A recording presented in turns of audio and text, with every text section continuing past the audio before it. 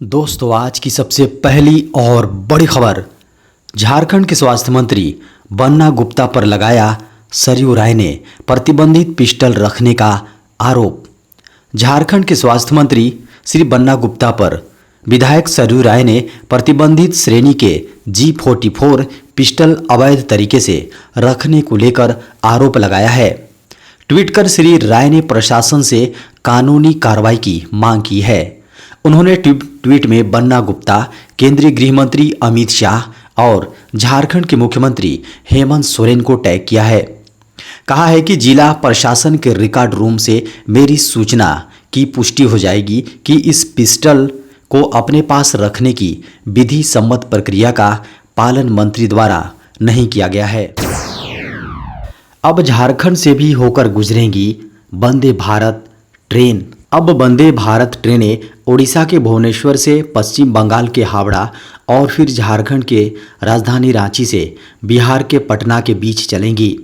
इन दोनों ट्रेनों के चलने से इन राज्यों के बीच यात्रा सुविधाजनक और आसान हो जाएगी। इन दो वंदे भारत ट्रेनों के लॉन्च होने के बाद देश के लगभग सभी राज्यों, पूर्वोत्तर राज्यों को छोड़कर को हाई स्पीड ट्रेनों की सुविधा मौजूद होगी। बताया जा रहा है कि मई में दोनों रूट पर ट्रेन का परिचालन शुरू कर दिया जाएगा। वंदे भारत एक्सप्रेस ट्रेनें पूरे देश में सफलतापूर्वक चल रही है। ये विभिन्न शहरों को जोड़ती है। इस ट्रेन से यात्रा करना आरामदायक और आसान होता है। पहली वंदे भारत ट्रेन फरवरी 2019 में नई दिल्ली और वाराणसी के मध्य शुरू हुई थी। अब कई वंदे भारत ट्रेनें कई राज्यों के कड़ियों को जोड़ रही हैं। साथ ही ये ट्रेनें विभिन्न धार्मिक और पर्यटन स्थलों को भी कवर कर रही हैं। झारखंड में आगामी 5 मई तक छाए रहेंगे आसमान में आंशिक बादल। झारखंड में अप्रैल के दूसरे सप्ताह में जिस तरह की गर्मी बढ़नी शुरू हुई थी, इससे यहाँ के लोगों को चिंता में डाल दिया था। मौसम केंद्र के अनुसार अगले एक सप्ताह तक झारखंड के लोगों को गर्मी नहीं सताएगी। झारखंड में आगामी 5 मई तक आसमान में आंशिक बादल छाए रहेंगे। इस दौरान जगह जगह मेघ गर्जन के साथ हल्की बारिश भी हो सकती है। अधिकतम तापमान 35 से 36 डिग्री सेल्सियस के बीच रहेगा।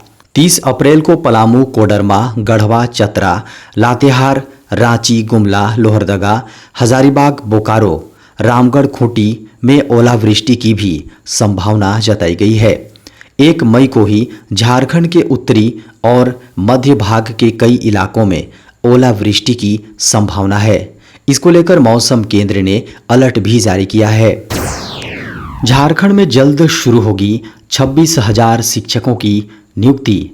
झारखंड में मई महीने से लगभग 26,000 शिक्षकों की भर्ती की प्रक्रिया शुरू हो जाएगी। झारखंड सरकार के फैसले के अनुसार शिक्षक भर्ती में 10% आरक्षण के साथ रोस्टर क्लियर कर लिया गया है। इसके तहत आर्थिक रूप से कमजोर वर्ग यानी EWS को आरक्षण का लाभ दिया गया है। वैसे विभाग की ओर से मिले निर्देश में जिलों ने आरक्षण रोस्टर क्लियर करते हुए 25,996 पदों पर नियुक्ति की शिक्षा विभाग को भेज दी हैं। अब विभाग नियुक्ति के लिए झारखंड कर्मचारी चयन आयोग को अधियाचना भेजेगा। झारखंड के प्राथमिक और मध्य विद्यालय में सहायक आचार्य के 50,000 पद खाली हैं। इनमें कक्षा 1 से 5 के लिए 20,825 और कक्षा 6 से 8 के लिए 29,175 पद शामिल हैं। झारखंड में खत्म हुआ सभी नगर निकाय के निर्वाचित प्रतिनिधियों का कार्यकाल। झारखंड के सभी 34 नगर निकाय परिषद के निर्वाचित प्रतिनिधियों का कार्यकाल गुरुवार को ही खत्म हो गया। इनकी सभी शक्तियां और कार्य प्रशासन को सौंपने का निर्णय लिया गया है। गुरुवार को झारखंड कैबिनेट की बैठक में फैसला लिया गया। वहीं नगर निकाय चुनाव नहीं हो पाने और निकायों की अवधि समाप्त हो जाने पर मुख्यमंत्री हेमंत सोरेन ने कहा कि कई कारणों से नगर निकाय चुनाव नहीं हो पाए हैं। ये जल्द कैसे हो, इसका प्रयास किया जाएगा। मुख्यमंत्री ने कहा कि झारखंड के विकास की जो कड़ी जोड़ने की आवश्यकता है, उसे जोड़ने का लगातार प्रयास हो रहा है। झारखंड में एयर एम्बुलेंस सेवा पर मुख्यमंत्री हेमंत सोरेन ने कहा, केवल पैसे वालों को ही नहीं, गरीबों को भी मिलेगी सेवा। झारखंड के मुख्यमंत्री हेमंत सोरेन ने शुक्रवार को झारखंड में एयर एम्बुलेंस सर्विस की शुरुआत करते हुए कहा कि आज का दिन झारखंड के लिए एक महत्वपूर्ण है, क्योंकि झारखंड के आम नागरिकों को आपातकालीन स्वास्थ्य सुविधा उपलब्ध कराने के उद्देश्य से यह सेवा शुरू की गई है, जो सिर्फ पैसे वालों को ही, जी हाँ, पैसे वालों को नहीं बल्कि गरीबों को भी उपलब्ध कराई जाएंगी। हेमंत सोरेन ने स्टेट हैंगर में इस सेवा की शुरुआत करते हुए कहा कि झारखंड में स्वास्थ्य सुविधा को सुदृढ़ करने की दिशा में यह एक महत्वपूर्ण कदम है। उन्होंने कहा कि आज जहां एक तरफ हम विकास के नए आयाम को छू रहे हैं, वहीं दूसरी ओर कोरोना जैसी महामारी हमारे सामने आपदा के रूप में चुनौती बनकर आई है। निलंबित आईएएस पूजा सिंघल पर अब राज्य सरकार भी करेगी भ्रष्टाचार का मुकदमा। मनरेगा घोटाला और मनी लॉन्ड्रिंग मामले में निलंबित झारखंड की आईएएस पूजा सिंघल की परेशानियां और बढ़ने वाली हैं। उनके खिलाफ अब झारखंड सरकार भी भ्रष्टाचार का मुकदमा चलाएगी। सरकार के विधि सचिव और महाधिवक्ता ने उन पर एफआईआर दर्ज कराने के प्रस्ताव को सहमति दे दी है। मुख्यमंत्री की मंजूरी मिलते ही उन पर मुकदमा दर्ज करा दिया जाएगा। ईडी ने पूजा सिंघल के ठिकानों पर छापेमारी, उनकी गिरफ्तारी, उनसे पूछताछ और जांच के बाद भ्रष्टाचार के मामलों में जो फैक्ट जुटाए थे, उन्हें राज्य सरकार के साथ नवंबर 2022 में ही साझा कर दिया था। ईडी ने अपनी रिपोर्ट में सरकार से उनके खिलाफ भ्रष्टाचार के मामलों में कार्रवाई की अनुशंसा की थी। सीटेट परीक्षा के लिए शुरू हुए आवेदन की प्रक्रिया। शिक्षक भर्ती की तैयारी कर रहे युवाओं के लिए बड़ी खबर है। केंद्रीय माध्यमिक शिक्षा बोर्ड यानी सीबीएसई ने सीटेट जुलाई 2023 के लिए पंजीकरण शुरू कर दिया है।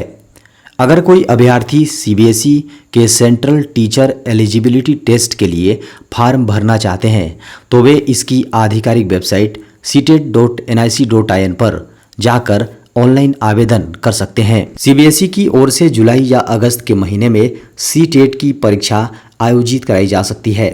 हालांकि अभी तक कोई तारीख निर्धारित नहीं की गई है। सीबीएसई सीटेट जुलाई 2000 परीक्षा 2023 के लिए अभ्यर्थी 26 अप्रैल से लेकर 26 मई तक आवेदन कर सकते हैं। फीस जमा करने की आखिरी तारीख 27 मई तक है।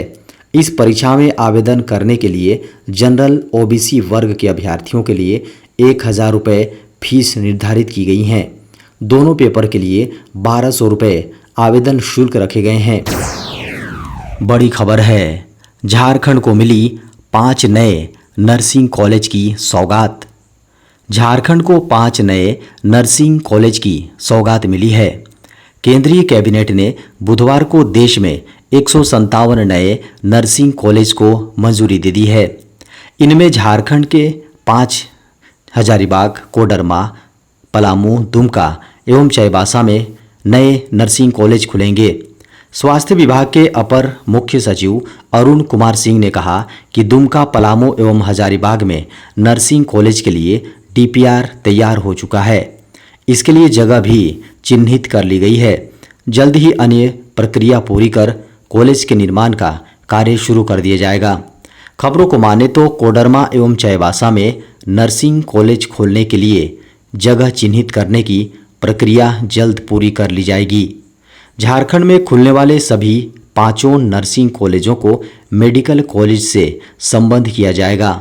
दुमका, पलामू एवं हजारीबाग में पहले से ही मेडिकल कॉलेज हैं, जबकि कोडरमा एवं चाईबासा में भी मेडिकल कॉलेज खोला जाना है। अगले सप्ताह जारी हो सकता है सीबीएसई 10वीं और 12वीं का रिजल्ट। केंद्रीय माध्यमिक शिक्षा परिषद यानी सीबीएसई के 10वीं और 12वीं के रिजल्ट का छात्र बेसब्री से इंतजार कर रहे हैं। मीडिया में आ रही खबरों को माने तो कक्षा 10 और 12वीं का रिजल्ट अगले सप्ताह यानी मई महीने के प्रथम सप्ताह में जारी होने की संभावना है। रिजल्ट जारी होने के बाद छात्र इसके ऑफिशियल वेबसाइट cbse.gov.in या results.cbse.nic.in पर जाकर देख सकेंगे। केंद्रीय माध्यमिक शिक्षा बोर्ड यानी सीबीएसई का 10वीं और 12वीं का बोर्ड रिजल्ट अगले सप्ताह जारी किया जा सकता है। खबरों को माने तो 10वीं की कॉपियों की चेकिंग 20 अप्रैल तक खत्म हो गई थी, वहीं 12वीं की कॉपियों की चेकिंग अभी खत्म हो चुकी है। खबरों को माने तो 29 अप्रैल को बोर्ड के पास सभी कॉपियों को जमा भी कर दिया गया है। ऐसे में मई के प्रथम सप्ताह में रिजल्ट घोषित किए जाने की संभावना है। वहीं इस वर्ष भी डिजिलॉकर में डिजिटल मार्कशीट अपलोड की जाएगी। 1 मई से ट्राई पूरे देश में लागू करने जा रहा नए बदलाव। एक से और भी नए बदलाव होने जा रहे हैं जो आपकी रोजाना की गतिविधि पर ज़्यादा असर डालेंगे।